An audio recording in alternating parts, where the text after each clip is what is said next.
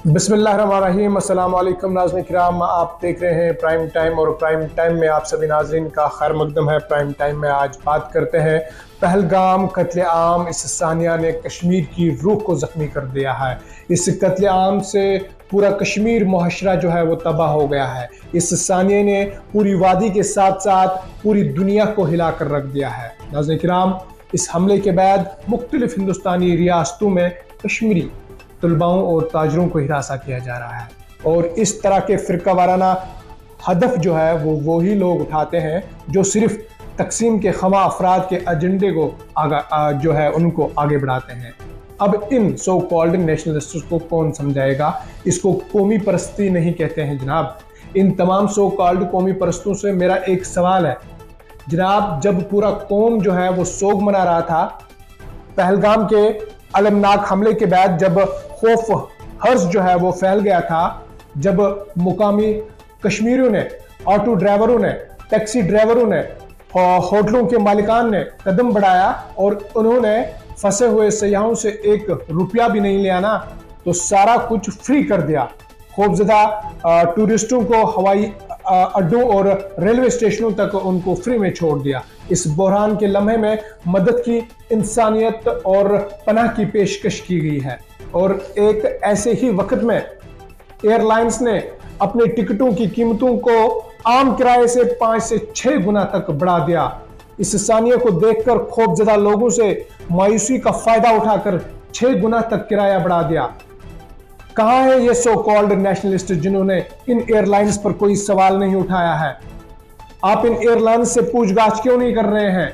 आप इनके बाइकाट का मुतालबा क्यों नहीं कर रहे हैं? आप इन्हें मुल्क दुश्मन करार क्यों नहीं दे रहे हैं? जब वो लोग खौफ और परेशानी से लफ्जी तौर पर फायदा उठा रहे थे, कहाँ थे तब आप? मैं बोलता हूँ जनाब, तब आप सोशल मीडिया पर कश्मीरियों को मुल्क दुश्मन करार दे रहे थे। तब आप लोग जो है नफरत फैलाने में लगे हुए थे। तब आप लोग मासूम कश्मीरी तलबाओं का पीछा कर रहे थे और मारने पीटने में मसरूफ थे।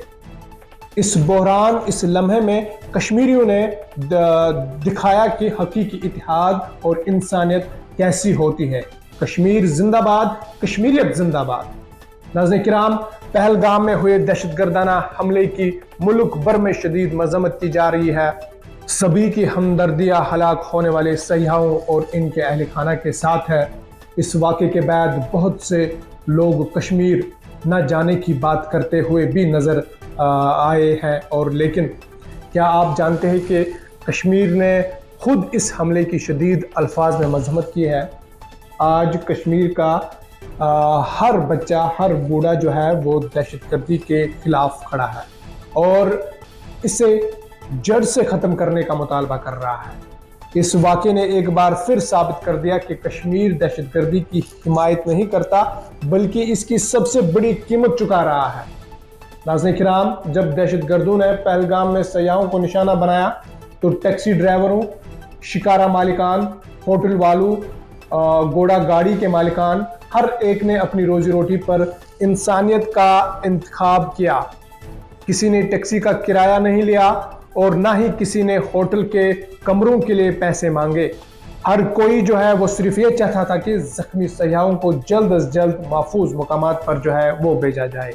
लेकिन दूसरी तरफ कुछ कॉरपोरेट सेक्टर्स ने इस इंसानी बहरान का फ़ायदा उठाया।